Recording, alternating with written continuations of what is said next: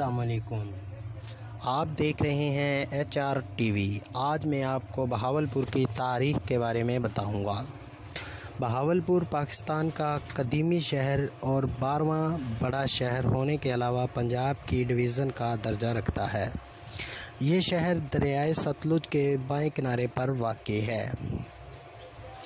یہ شہر پہلے ریاست بہاولپور کا صدر مقام تھا۔ اس وقت شہر کی کل آبادی تقریباً 7,98,905 افراد پر مشتمل ہے، جبکہ شہر کا کل رقبہ 2,372 مربع کلومیٹر ہے۔ اس شہر کی بنیاد سندھ کے داد پوتا خاندان کے دوسرے حکمران محمد بہاول خان نے رکھی۔ اسی کے نام کے مناسبت سے اس شہر کو بہاولپور کا نام دیا گیا۔ یہ حکمران خاندان عباسی خاندان بھی کہلاتا ہے۔ 1838 میں اس خاندان نے انگریزوں کے ساتھ کئی معاہدے کیے اور ریاست بہاولپور پر حکمرانی قائم رکھی، لیکن پاکستان کے قیام کے بعد 17 اکتوبر 1947 کو پاکستان میں شامل ہو گئے۔ 1955 میں بہاولپور کا جداگانہ وجود ختم کر دیا گیا۔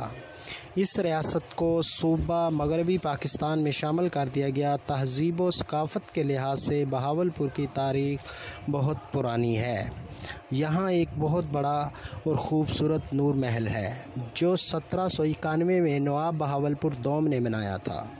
اب یہ تاریخی محل سرکاری دفاتر کے لیے استعمال کیا جاتا ہے۔ بہاولپور کی جدید عمارات میں سینٹرل لائبریری، اسٹیڈیم، صادق ایجلٹن کالج، اسلامیہ یونیورسٹی بہاولپور، صادق پبلک اسکول، قائد-اعظم میڈیکل کالج اور وکٹوریہ ہسپتال شامل ہے۔ بہاولپور کا چڑیا گھر اور اسٹیڈیم بہت شہرت کے حامل ہیں۔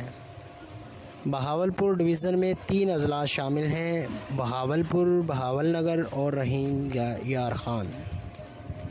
بہاولپور تجارت اور معاشی سرگرمیوں میں بھی شامل ہے۔ یہاں گندم، کپاس، کھجور اور آم بکثرت پائے جاتے ہیں۔ زرعی لحاظ سے بہاولپور کو ایک زرخیز علاقہ شمار کیا جاتا ہے۔ علاوہ ازیں بہاولپور میں صابن کی فیکٹریاں، کاٹن اور آئل کے کارخانے بھی موجود ہیں۔ سیاحت کے لیے چولستان کے صحرا، دراوڑ فورٹ، اوچھ شریف کا مزار اور صادق محل قابل ذکر ہے۔ اس کے ساتھ ہی ہمارا آج کا ٹاپک اختتام کو پہنچتا ہے۔ اگر آپ کو ہماری ویڈیو اچھی لگے تو سبسکرائب کریں اور بیل کے بٹن کو پریس کرنا نہ بھولیے گا۔ بہت جلد ملتے ہیں ایک نئی ویڈیو اور ٹاپک کے ساتھ۔ اللہ حافظ۔